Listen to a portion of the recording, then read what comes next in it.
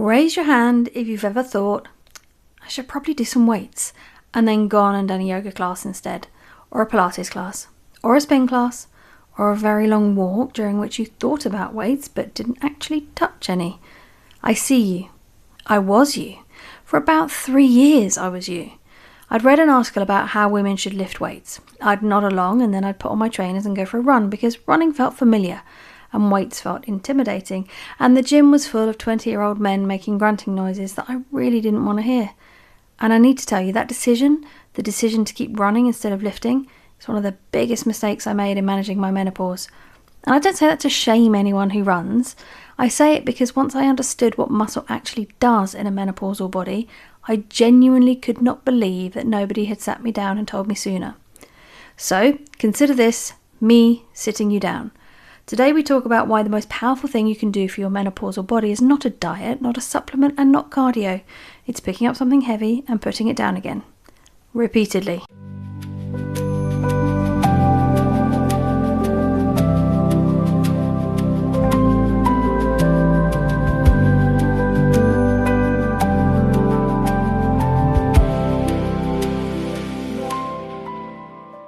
I'm Laura, this is the Riviera Menopause podcast, and this is the episode I have been waiting to record since we started, because if I could wave a magic wand and get every menopausal woman in the UK to do one thing differently, it would not be eating more protein, though that matters. It would not be fixing their sleep, though that matters too. It would be this: start lifting weights. Today, this week, however you can. By the end of this episode, you're going to understand exactly why muscle is the most important tissue in your menopausal body, why you're losing it faster than you think, and why the simplest possible starting point is enough to change things dramatically. But first things first, we need to completely reframe what muscle is for, because when most women hear strength training, their brain shows them an image of a very tan person in a crop top flexing in a mirror, and that image is so far from your life and your reality that you immediately dismiss the whole concept as not for me. So let me give you a different image. Muscle is your primary metabolic tissue. It's the engine of your body. The more muscle you have, the more calories you burn at rest. Not during exercise, at rest. Sitting at your desk, watching television, sleeping. Muscle is metabolically expensive to maintain, which means a body with more muscle is a body that burns more fuel even when it's doing supposedly nothing. Muscle is your bone density protector. After menopause, bone density declines. Resistance training, and specifically the mechanical stress of lifting heavy things, stimulates bone remodeling. It actually tells your bones to stay strong. Running does not do this in the same way. Yoga does not do this. Swimming does not do this. Lifting does. Muscle is your insulin sensitivity regulator. We talked in episode 2 about how insulin sensitivity drops in menopause. Muscle tissue is the primary site of glucose uptake in your body. The more muscle you have, the better your body processes sugar. If you're struggling with energy crashes, cravings, weight gain, muscle is part of the answer, not supplements. Muscle. And muscle is your longevity insurance. The research on this is just staggering. Grip strength and muscle mass in middle life are among the strongest predictors of how you'll age, of your independence at 75, of your ability to recover from a fall, of your cognitive function in your 70s and 80s. This is not vanity. This is the difference between a vibrant old age and a fragile one. So when I say lift heavy things, I'm not talking about aesthetics. I'm talking about your metabolism, your bones, your blood sugar, your brain, and your future. I'm talking about the single intervention that addresses more menopausal symptoms simultaneously than any other. So here's the bit that frightened me into action, and I kind of hope it does the same for you. Starting in your 30s, you lose muscle mass. Slowly at first, maybe 0.5% a year. You don't notice it because the decline is so gradual and because your body compensates. But when estrogen declines in perimenopause and menopause, the rate of muscle loss accelerates significantly. Some studies suggest women can lose up to 3 to 5% of their muscle mass per decade after menopause, and without intervention, that rate continues. This is called sarcopenia, and nobody talks about it really. Your GP doesn't mention it, the menopause leaflet doesn't include it, but it is, in my view, one of the most important health challenges facing menopausal women. Because as muscle mass declines, everything else worsens. Your metabolic rate drops, your insulin sensitivity drops, your bone density drops, your joints lose support, your functional capacity, so your ability to carry shopping bags, climb stairs, pick up your grandkid, this declines. And here's what gets me. This is almost entirely preventable. Sarcopenia is not inevitable. It is what happens when you don't give your muscles a reason to stay. Resistance training gives them that reason, and your body listens at any age. It's never too late, but the earlier you start, the more you protect. Okay, so hopefully I've scared you a bit, but now let me reassure you. The program that works is not complicated. 3 sessions a week, 20 to 30 minutes each, less time than an episode of whatever you're binging on Netflix.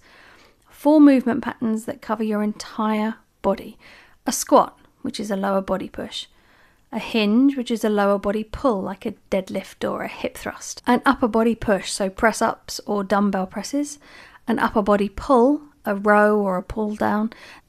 And you want to be lifting to about 80% of what you are capable of. That's how you start, 80%, because what will happen as you keep lifting and you keep doing this again and again and again, after a few times or after a week, you will find that actually that weight that you're now lifting, it's not 80% of what you can lift. You can lift more. And those 4 movements done consistently with progressively heavier weight will transform your body composition, your strength, and your metabolic health. Progressive overload. That's the magic phrase. It means lift a little more than last time. Not a lot more, a little more. Your body adapts to the demand you place on it. If you keep the demand the same, it stops adapting. If you increase it slightly, it keeps on building. This is the part that makes resistance training so different from cardio. When you run the same route at the same pace, you maintain your fitness, but you don't build. When you lift progressively heavier weights, your body has no choice but to adapt. It builds new muscle fibers. It strengthens the ones you have. It increases bone density at the attachment points. It becomes more metabolically active. Every session is a signal to your body, we need more, build more. And your body, remarkably, beautifully does it. The progress is motivating in a way that no other form of exercise has ever been for me. When you can squat more weight than you could last month, there is a sense of tangible, measurable progress that is genuinely addictive. You're not just exercising, you're getting stronger. And in a period of life where so much feels like it's declining, getting measurably stronger every week is an extraordinarily powerful counter-narrative. And here's the most important thing I can say to the woman who has never set foot in a weights section. You can start with your own body weight. 10 squats, 10 wall press-ups, 10 glute bridges. No equipment, no gym, just you in your living room, deciding that your muscles matter. That's enough. So the objections to weight training, and I've heard so many of them from so many women over the years, and they range from the sublime to the ridiculous. I'll go through a few of them now. The first one that is really common, I'll get bulky. No, you will not. Women do not have the testosterone levels required to build large, bulky muscles. You'll get definition, density and strength. You will not look like a bodybuilder. To look like a bodybuilder, you literally have to track every single macro, calorie, training program, and it's like a full-time job. You don't do this shit half-assed and expect to get a body like a bodybuilder. Not a chance. Not a chance. So if that's your beef, scratch that one straight away. I'm too old to start. You're not. There are studies of women in their 80s gaining significant muscle mass through resistance training. Starting at 45 is better than 55, starting at 55 is better than 65, and starting at 65 is better than not starting. You are exactly old enough to need this. Another one is, I don't know how. Well, that's fair and fixable. A single session with a good personal trainer can teach you the basics. If you can squat to sit in a chair and stand up again, you can squat. Your body already knows these movements. You just need to start doing them with intention. And a 30-second search on Instagram, YouTube, any kind of social media will show you exactly what you need to do and how. I don't have a gym is another one that I hear a lot. You don't need a gym. A pair of dumbbells costs less than a month of supplements. Resistance bands cost £15. Your own body weight is free. A tote bag filled with books is free. My first 6 months of strength training happened in my living room with 2 dumbbells and a yoga mat I kept tripping over. Another common objection is I don't have time.